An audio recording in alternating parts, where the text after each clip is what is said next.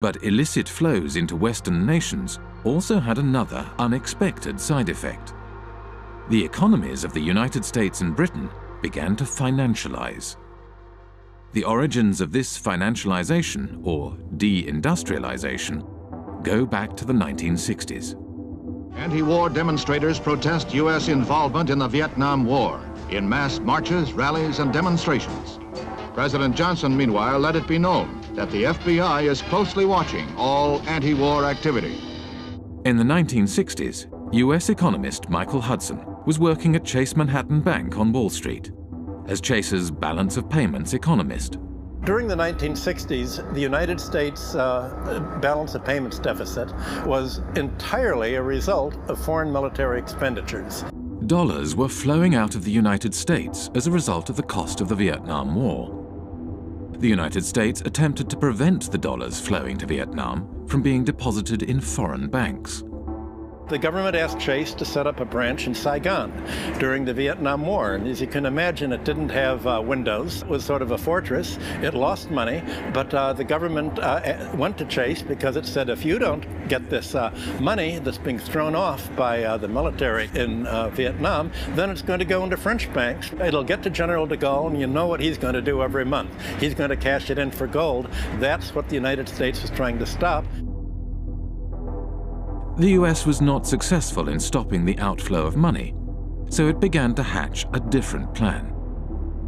In 1967, Michael Hudson was handed a memo by a former State Department employee. In 1967, I was given by a former State Department employee in the elevator at Chase Manhattan a memo from the State Department urging that Chase Manhattan would take the lead in helping the United States become the Switzerland of the world, meaning the flight capital. The State Department, through Chase, asked me to estimate how much money do you think is available if America were to become the new Switzerland, and how do we do it? The plan was to organize offshore banking centers in the Caribbean and elsewhere, and the hot money wouldn't come directly into Chase because that wouldn't be nice and very legal. What happened was that the Latin American criminals, other criminals, drug dealers, all sorts of organized crime, would put their money in the offshore Caribbean banks,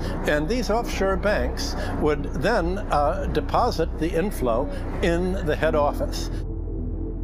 By moving offshore dollars back into the United States, the US was able to stop the outflow of dollars and support the value of its currency.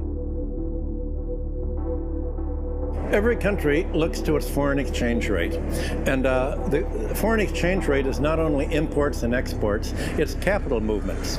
And if you look at the International Monetary Fund's monthly international financial statistics, you have sort of a steady balance of trade, a steady immigrants' remittances. What goes up and down are called errors and omissions. What the United Nations and the IMF call errors and omissions are flight capital.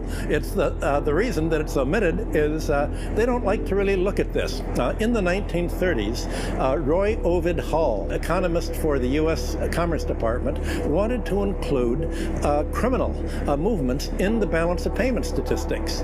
And Congress got very upset. I was told in Washington, the argument was, we're a Christian country. We don't want to report crime. It's just, don't look at it. And they forbid him to include criminal money in the balance of payments. I guess now you call it errors and omissions. You don't call it criminal inflow and outflow. In the 1960s and 70s, Britain was faced with a similar dilemma as the United States. Money was flowing out, and this decreased the value of the pound. Britain realized that it, too, could support the value of its currency by opening its domestic markets to the trillions of dollars passing through its offshore havens. But just as in the United States, this had an unexpected side effect. The British banks today, just as in the 19th century, don't put their money into British manufacturing. They put their money into real estate speculation, into financial speculation, foreign currency trade. So the financialization of London has helped deindustrialize the country because it's enabled sterling to be supported by this huge inflow of hot money, this inflow of drug dealing money and criminal money and tax evasion money all over the world that is going to London instead of going to Switzerland, Liechtenstein, or the Caribbean.